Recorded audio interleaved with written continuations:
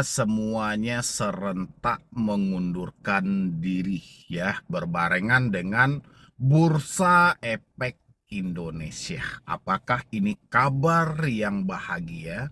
Kabar yang luar biasa yang selama ini kita impi-impikan kalau bisa semua di OJK itu kalau bisa wajah baru. Tapi cukup sedikit kecewa juga ya teman-teman. Mudah-hal ini hanya sementara ya. Kenapa saya kecewa?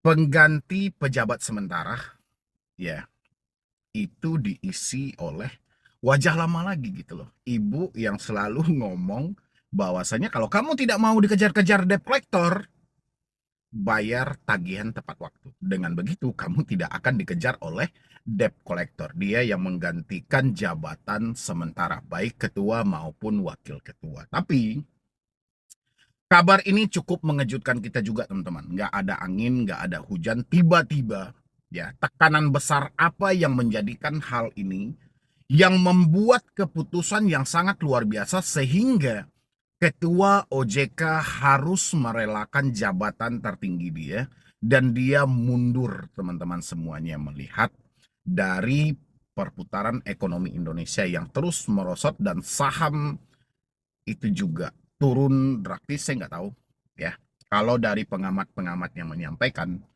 ini ada tekanan dari eksekutif, dari pejabat tinggi di negara kita, salah satunya Bapak Presiden. Itu dari pengamat menyampaikan ya, ada tekanan besar yang masuk ke dalam hal itu. Sebenarnya di balik tekanan ini apa yang sedang tersimpan di dalam itu gitu loh, sehingga dia mengambil satu keputusan untuk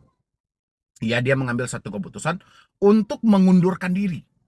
Ya otomatis ada kekuatan besar yang sedang mengendalikan di balik ini semuanya teman-teman. Kira-kira menurut pendapat teman-teman semuanya, kira-kira tekanan apa sih yang hari ini sedang melanda otoritas jasa keuangan gitu loh. Tapi saya sangat bersyukur teman-teman. Kenapa tidak bersyukur gitu loh? Karena selama ini OJK ini ya mengenai soal pinjol ya teman-teman semuanya, saya lebih kepada pinjolnya. Pinjol dibiarkan sangatlah bebas teman-teman, sangat bebas bahkan untuk menindas, menekan, menakut-nakuti rakyat Indonesia. Tanpa ada kejelasan resiko-resiko yang diterapkan juga oleh bos dari otoritas jasa keuangan. Bukan kekurangan aturan, kita tidak kekurangan aturan, bahkan saking lengkapnya aturan itu satu kalimat pun tidak tertinggal. Cuman realisasi di lapangan tidak sesuai dengan aturan yang berlaku. Contoh teman-teman semuanya, dalam 2 hari ini saya mengupdate video soal satu orang meminjam lebih dari 3 pinjol dengan total hutang keseluruhan mencapai ratusan juta. Padahal aturan OJK sudah ada. Maksimal cuma 3 pinjol. Ya, itu nggak diikuti. Habis itu sebelum menentukan calon si borrower, sebelum menentukan calon si konsumen, OJK juga harus meminta kepada pinjol untuk mempertimbangkan dengan matang calon-calon si borrower ini untuk memitigasi resiko gagal bayar. Kenyataannya apa? Di lapangan mereka nyaris tidak peduli sama sekali dengan apapun itu. Ya, dan di sini teman-teman semuanya, kita coba bacakan dulu beritanya tentang pengunduran bos tinggi OJK. Tapi ini akan berdampak juga sebenarnya nantinya pada pinjaman online ya, kalau ini akan dibiarkan terlalu lama gitu loh. Pengunduran diri petinggi OJK berlanjut. Kini Wakil Ketua Mirza Aditya Suara ikut mundur gitu loh. Berarti dari ketuanya sampai wakil ketua sudah mundur semua ya.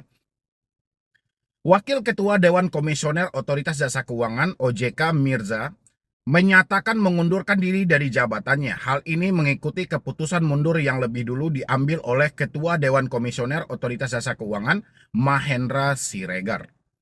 Kepala Eksekutif Pengawasan Pasar Modal OJK Inarno, pengunduran diri tersebut telah disampaikan secara resmi sesuai dengan ketentuan peraturan perundang-undangan. Yang berlaku akan diproses lebih lanjut sesuai mekanisme yang diatur dalam Undang-Undang Nomor 21 Tahun 2011 tentang Otoritas Jasa Keuangan sebagaimana telah diperkuat oleh Undang-Undang Nomor 4 Tahun 2023 tentang penguatan dan pengembangan sektor keuangan. Undang-Undang P2SK. OJK menegaskan bahwa proses pengunduran diri ini tidak mempengaruhi pelaksanaan tugas fungsi dan kewenangan OJK dalam mengatur, mengawasi, serta menjaga stabilitas sektor jasa keuangan secara nasional dalam keterangan resmi di Jakarta. Teman semuanya, sehubung dengan hal tersebut, pelaksanaan tugas dan tanggung jawab Wakil Ketua Dewan Komisioner untuk sementara waktu akan dijalankan sesuai dengan ketentuan perundang-undangan dan tata kelola yang berlaku guna memastikan keberlangsungan kebijakan, pengawasan dan pelayanan kepada masyarakat serta pelaku industri jasa keuangan. OJK berkomitmen terus menjaga kepercayaan publik dan pelaku industri jasa keuangan melalui penerapan prinsip tata kelola yang baik, transparansi, serta akuntabilitas, dan ini dibiarkan kosong terlalu lama, pinjol akan makin ganas, teman-teman. Sedangkan jabatan itu masih diisi aja, pinjol nyaris tidak peduli dan tidak menghargai OJK sama sekali sebagai kiblat terbesar dari semua perbankan yang ada di Indonesia. Apalagi pinjol mendengar kemunduran ketua besarnya, ya otomatis dia akan lebih ganas lagi, walaupun nanti pihak-pihak lain juga tidak akan membiarkan hal ini terjadi seperti Menteri Keuangan, seperti Komdigi dan segala macam. Tapi yang lebih hafal dalam hal ini seluk-beluknya adalah Otoritas Jasa Keuangan. Oke, walaupun selama ini OJK hanya diam dan segala macam, ketika jabatan itu kosong, ini akan lebih ganas lagi. Jadi saya berharap dari Bapak Presiden secepat mungkin untuk menjelaskan siapa yang mau dilantik menjadi ketua Dewan Komisioner OJK ini atau bos besar OJK ini sesegera mungkin itu ditentukan, jangan dibiarkan terlalu lama kosong. Dan kalaupun ada pengganti jabatan sementara, saya rasa itu masih wajah lama. Kita berharap semua wajah lama yang ada di OJK itu semuanya direvisi, semuanya diganti. Kalau tidak ada yang mengundurkan diri lagi, pecat aja gitu loh.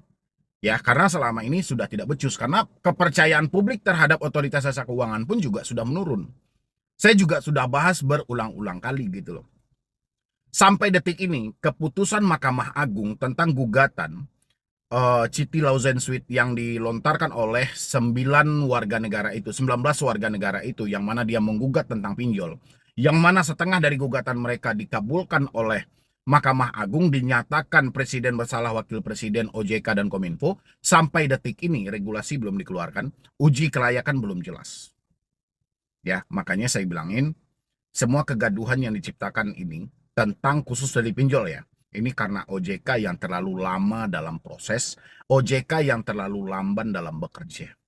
Makanya saya sangat setuju kalau memang ada pengunduran diri itu bagus, walaupun saya sampai detik ini masih mencari tahu tekanan sebesar apa sih yang ada di balik layar sehingga memunculkan tiba-tiba itu loh teman-teman, yang selama ini kita berharap mereka mundur, ya ini tiba-tiba secara tiba-tiba dadakan dia langsung mundur, ya kan? Otomatis ada tekanan besar di balik ini. Apakah tekanan langsung dari presiden dan segala macam seperti ekonom yang menyampaikan itu? Ya oke, tapi kita masih penasaran kelanjutannya ada apa di balik layar. Kira-kira teman-teman semuanya ada yang tahu nggak? Ada apa dengan kemunduran bos besar OJK beserta pejabat tinggi ini, teman-teman? Mengingat Bursa Efek Indonesia pun juga mundur gitu loh, ya kan? Mundur entah ini karena penurunan saham atau ada sesuatu yang jauh lebih besar, yang mana ini kalau mereka tidak mundur hari ini mereka akan ditangkap semua atau seperti apa. Menurut pendapat teman-teman semuanya boleh isi di dalam kolom komentar, dan berkomentarlah dengan bijak ya teman-teman. Jangan ada menghujat dan segala macam. Berasumsi boleh, tapi jangan sampai mengucapkan kata-kata yang kotor. Silahkan menurut pendapat teman-teman semuanya. Mungkin dari saya cuma itu aja teman-teman semuanya. Terima kasih banyak sudah hadir di sini. Saya akhiri dulu dengan